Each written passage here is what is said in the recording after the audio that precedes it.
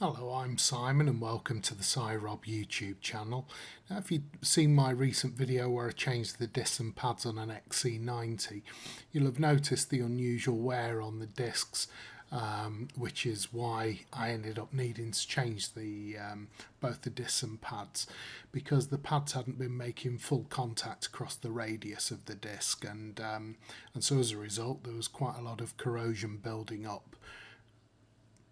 Now, if you compare it to a video that I made last summer, now this is on my S60, which has exactly the same calipers, slightly smaller disc. Mine's a 316mm versus 336.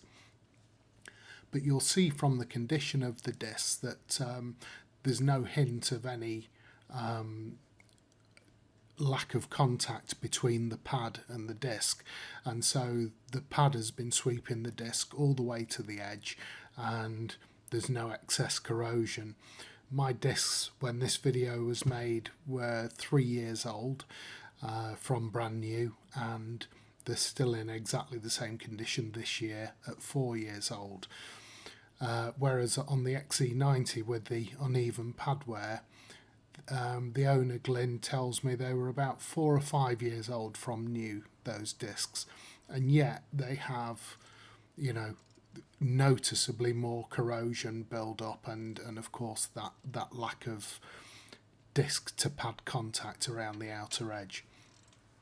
And the solution is actually very simple. I've never had discs myself that have ended up like this, because I just do this very simple thing which I'll tell you about, and all it is, it's the two caliper guide pins which hold the caliper onto the carrier. They're what I'm undoing at the moment, and you can actually see on these are on the XC90, you can actually see just how black and sticky the caliper pins had become, because the rubber boot that they sit in, over the time, because braking generates a lot of heat, little bits of rubber come off the boot and they stick to the caliper pin, and as a result it makes the pin sticky. So the whole point of this design of caliper, it's called a floating caliper, is you only have the piston on one side, and as the piston presses the inside brake pad against the disc, the idea of the floating caliper is that then forces the pad on the outside of the disc to also make contact with the disc. So the piston pushes against the disc, that draws the caliper back in towards the car in order to get contact between the outer pad and the disc.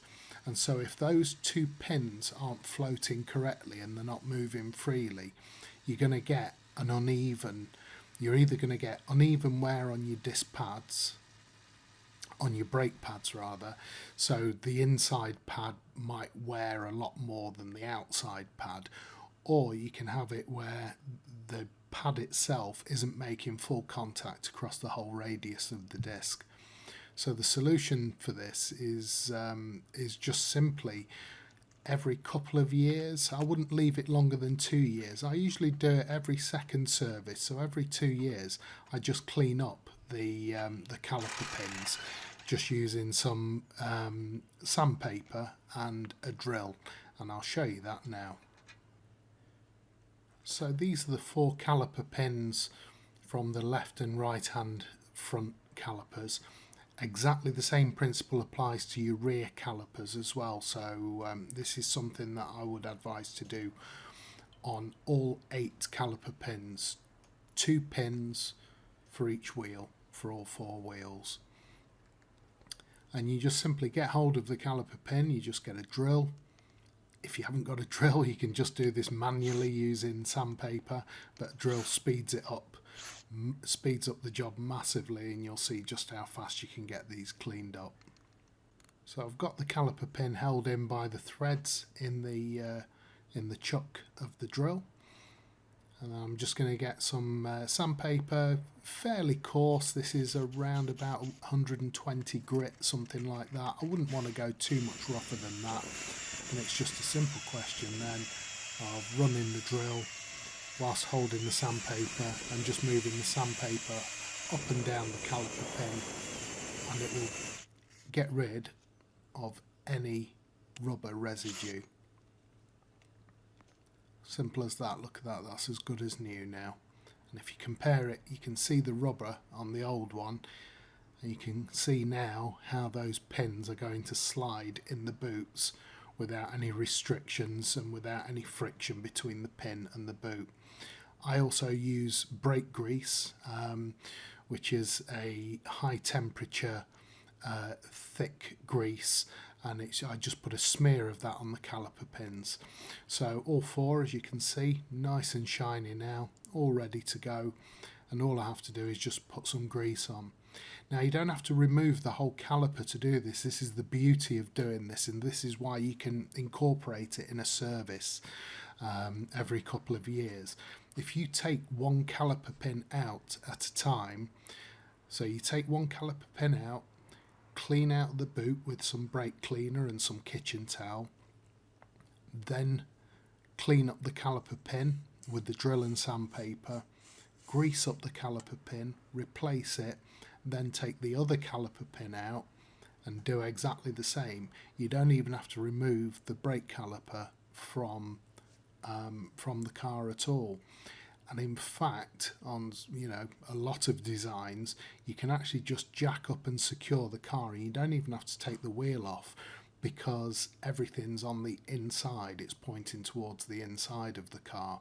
So although I've got the wheel off here, you could actually just jack up the car and just make sure it's on jack stands and secure, and just get everything cleaned off, get the boot cleaned out, clean up the caliper pin. So here I am applying the brake grease.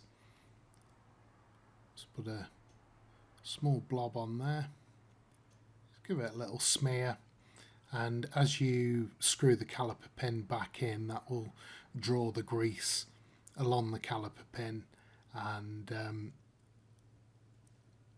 on the rubber boot that the pin screws in through, the rubber boot also has then a weather seal, like a dust cap that goes over the end. And so with the tight fit of the caliper pin in the boot and the grease, everything should stay clean and free moving for a couple of years at least, and then you just repeat the job every 2 years. And it means then when you do fresh discs and pads like that, they'll remain just as fresh. The pads, it'll just be the pads that will wear down, and you should get 2 sets of pads for 1 set of discs, so you're not having to do discs and pads every time. And I think that maybe that's one of the reasons that some car manufacturers tell you not to grease them, because they get a bit of money from having to do discs and pads all together. And yeah, they'll last longer, and you'll have good brakes for much longer too. And I hope you find that useful.